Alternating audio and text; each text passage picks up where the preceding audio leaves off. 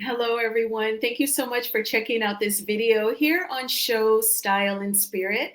I am Ebony, of course, and I want to play for you all this clip of Andy Cohen's podcast where he and his co-host are commenting on Kenya Moore's decision to show poster boards of her former fellow cast member, Britt Eady, in a not so favorable position, allegedly giving oral favors. I say former cast member because we all know that the Bravo Network suspended Kenya Moore from the rest of the filming for season Sweet 16 of The Real Housewives of Atlanta. One lady is even going to call in to Andy Cohen's podcast. She's not going to think Britt's threats were a big deal. And I want to give my commentary on how, when the potential victim is a person of color, particularly a Black woman, nobody seems to give a damn. Now, before we get into it all, I ask that you please hit the like button on this video and please subscribe to the channel. Everything that I'm saying in this video is alleged and just my opinion. And the Copyright Act of 1976 says that my fair use commentary on this clip of Andy Cohen's podcast, it is allowed. And after this, we're going to also go to Kenya Moore's response. She is definitely upset, and it's quite clear, it's crystal clear, that Kenya Moore and the Bravo Network, I believe they have severed ties once and for all. All right, so I'm going to go ahead and play this clip. Shout out to the Bravo Shade Room. I found this clip on their Facebook page. I'm going to go ahead and mute my mic so that you all do not experience an echo. Then I will come back with my commentary. Thanks again for watching. Please hit the like button. It made a comment at the end of last week's episode, like, I have a gun and a whip or something like that. I saw that. And on this week's episode, they all said to Britt that you can't say that shit. And she was like, yeah, you're right. You know, whatever. She shows up to Kenya's opening of her gorgeous salon, which is beautiful, that Kenya has worked so hard on, that she dedicated to her daughter. And it's this big event, opening it with all these people there. And Britt comes in and brings her flowers and says, I want to apologize to you, and a note. And Kenya totally ignores her, like totally. And Britt's like, okay, I'm just going to leave these here. And Britt leaves. And then Kenya gets up and makes her whole opening about someone came after me and they shouldn't have. And I started looking into who this woman is, and this is who she is. And she starts showing pictures of her. Or like poster board that she printed out. And this is like one of the pictures is revenge her. Porn type. Yes. Okay. One of the pictures is her like, oral sexing. Yeah. And so, and the Atlanta housewives are like, we're out. We don't want any, the place like clears out. And then there's and Cynthia said, in all my time at the show, this is the lowest I've ever seen anything get. And so that's what, and then there's a slide at the end of the show that says, Bravo, stop filming with Kenya after this. Well, they say, like, there's all this talk of, after the Me Too movement, it's like, if you show someone a dick pic or a nude pic without them saying, yes, I would like to see that right now, that's like sexual assault. Yes, Jordan? Well, I was going to say, the bad part of it and the sad part of it was that, like you said, it was Kenya's opening of her store that she's worked so hard for, and that it's been Kenya Moore hair care for years. And it was like a big moment for her. Why and did like she do that? She should have been celebrating herself, but instead she used the time to like do revenge porn and bring somebody else down. And at the end of the day, it was such a bad look for Kenya. Yeah, why would she do that? sabotaged herself and her business. Yeah. What was she thinking? Jody from Minneapolis, what did you think? Yay, hi. Also, I'm just so proud of Bravo and how they handled it, and all the housewives that left after Kenya showed it. It was so trashy, and it was so negative and ugly. And I don't know, I think a few years ago, not all the wives would have left after that, but I'm really proud that they all left. And, Britt making that comment about the guns and the whips, I don't know. I didn't feel like it was totally like, I'm going to go kill you, Kenya. I think it was just her talking smack, and oh my gosh, Kenya just took it way too far. Yes. What happened is that Britt made a comment at the end of last week's episode, like, I have a gun and a whip or something like that. I saw that. And on this week's episode, they all said to Britt that you can't say that shit. And she was like, Okay, I paused it. I know you all heard it that one time. I was thinking about playing it a second time, but it's super annoying. Okay, so the co-host, the young lady, was saying, Kenya totally overshadowed the grand opening of her hair spa. She made it about Brit. And the gentleman, the male co-host, was saying in this post Me Too movement, if you show, a peen pic or a pic of a woman in the nude without their permission, that is revenge Pete. Now, the caller actually had the nerve to say that she didn't think what Britt said was really serious. She just thought, oh, she was just talking smack. Excuse me, ma'am, you sound unintelligent. If someone is playing spades, if you're playing cards and they cut your card with their spade and they say, take that, or they slam the table, that's talking smack. But when you say to someone whom, you're mad at because you feel like they just patted you on the back, they didn't give you like a mama hug or something. Britt is acting like she's got mama issues. But if you're mad over something as trivial as a hug, and then you say to the person, I have a pow pow and I have whips, and you gonna learn today. You gonna learn today. You think that's just talking smack? No, I think it's because of who the person was that was receiving those threats. Kenya, I think because she's like this and not like this, that, you don't take it seriously. And someone could say that I'm pulling the racial card, and they can very well have that response to my commentary. But I do feel like because it is Kenya, they're not taking it serious. At one point, was Kenya Moore almost like the queen of provoking people? I would probably say that yes. You bring props to a reunion, including a scepter, pointing it in Portia's face, and then she grabs it. Then the both of you stand up, and then Portia decides to grab her and pull her down to the floor.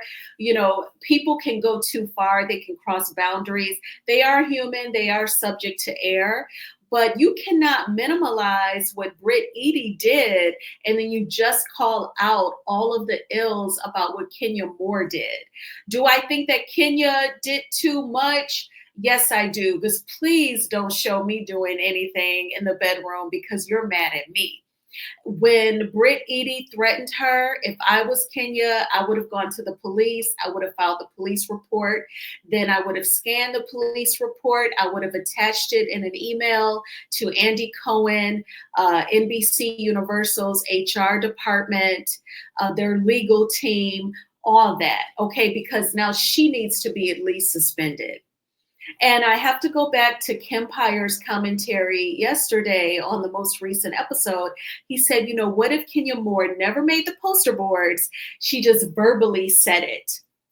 That would have been just as embarrassing to Britt without showing the poster boards. And then that wouldn't have been Revenge P, because Revenge P has to include the images. But we're past what Kenya could have done. We can only operate in the present time based upon what she's done. Bravo has made their decision. But damn, Andy, in your commentary, you don't have to act like what Britt Eady said was not a big deal. I'm really feeling like a connection to Kenya Moore right now, because I'm thinking about the fact that she's a single mom. She has this little girl. And when she said on Tamron Hall, when she said on that talk show that Britt was basically threatening her motherhood, a lot of people didn't get it. But what she meant was, I'm this child's mother. I can't really rely on the daddy. My mama don't even talk to me. It's not like if God forbid something happened to me, Brooklyn can go live with the grandma. My dad is up in age because I'm in my early 50s with this little girl that I had in my late 40s. I'm really all she's got. Britt is threatening me with a pow pow. I have to take it seriously. Now, would I have done what Kenya did? No, I would have totally gone through the law enforcement route, and then I would have worked at getting Britt removed.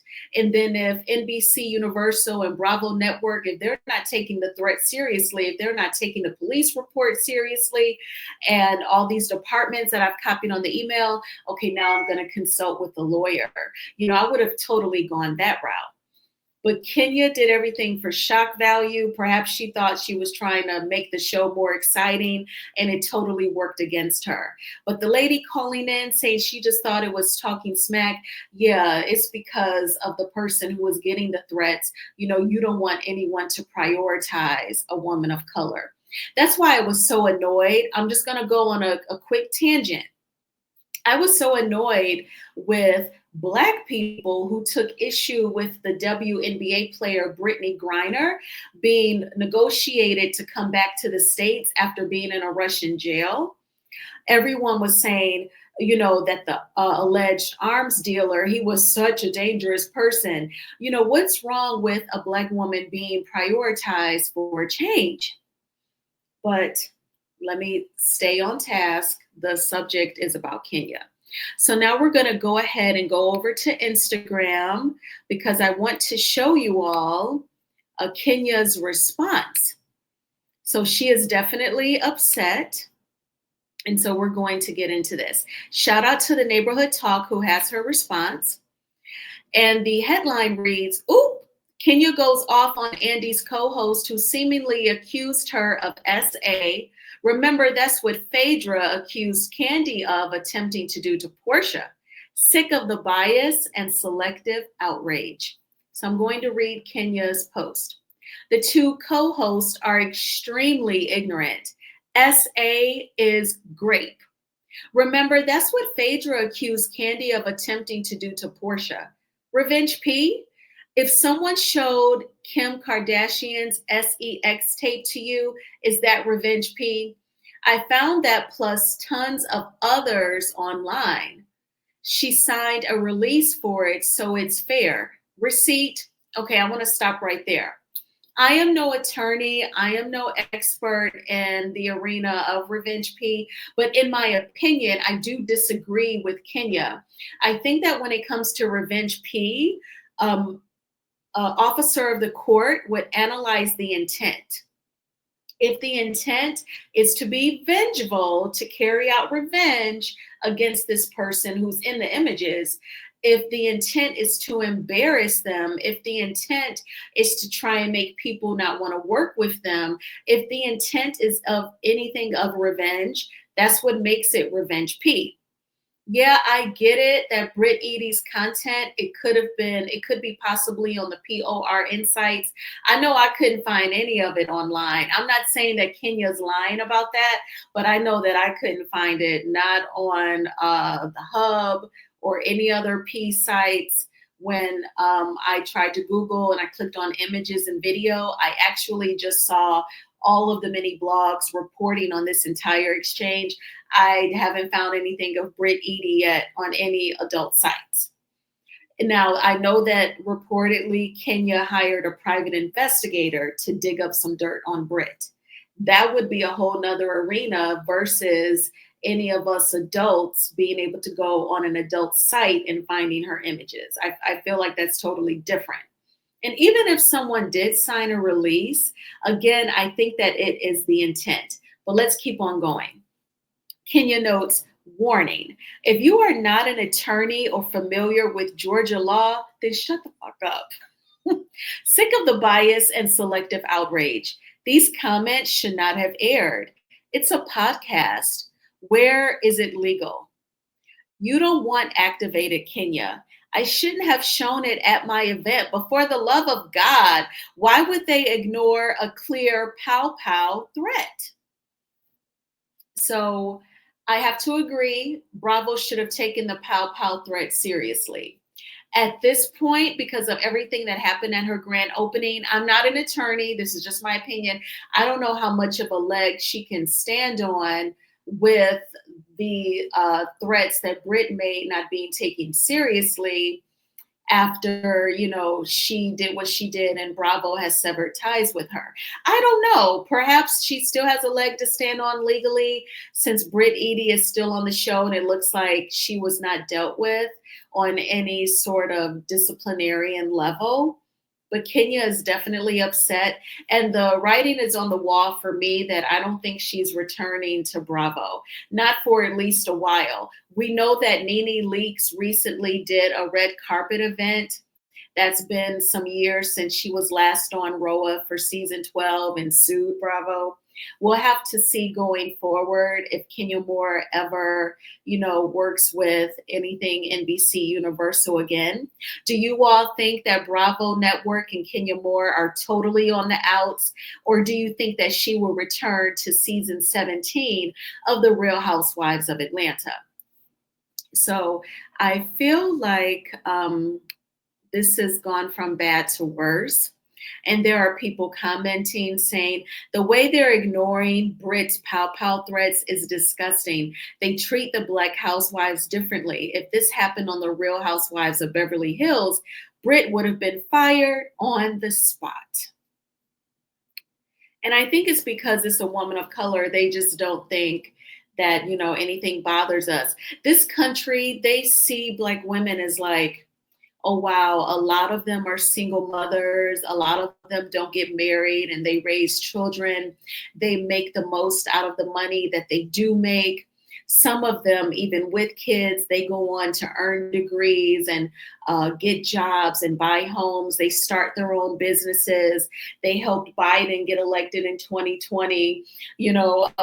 Black women just endure so much. They think that we can also take bullshit. Like, no, we're not.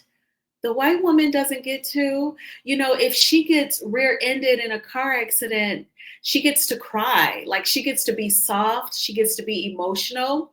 Like, I've dated Black men where, like, I've been freaking out about something and they're like, you sound like an old lady. You sound like this, like man up, and so people expect us to pull out the pain, like we are a man when things get a little stressful for us. And that's unfair. And it goes back to the beginning of time. It goes back to slavery. When Sojourner Truth crashed the women's suffrage movement, and she said, and ain't I a woman? She said, I'm a slave. I'm a field slave. I do the same work that the male slaves do. And then she held up her arm and she flexed a muscle. And they said that muscle was huge, like what you would see on a man's arm. That is how they see the Black woman. We can, go through all of this shit with raising kids and these, good for nothing, straight Black men, and trying to get through health challenges and make money and buy homes, take care of your loved ones as they age, just so much until, you drop dead or something. That is what they expect of Black women.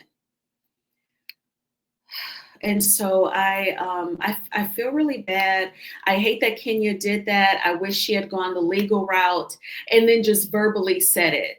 Like, I know she be slobbing and, whatever, something.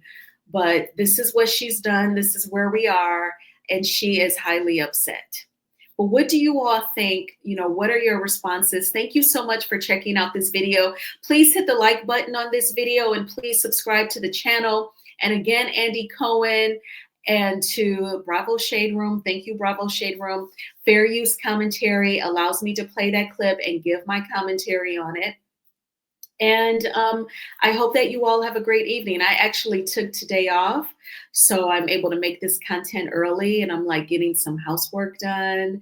And so it's been good, but I do send positive energy out to Kenya. Now Kenya, this gives you a lot of time. You could tap back into your acting bag. People may try to clown about Tubi, like Destiny on Love and Marriage Huntsville. Tubi is amazing.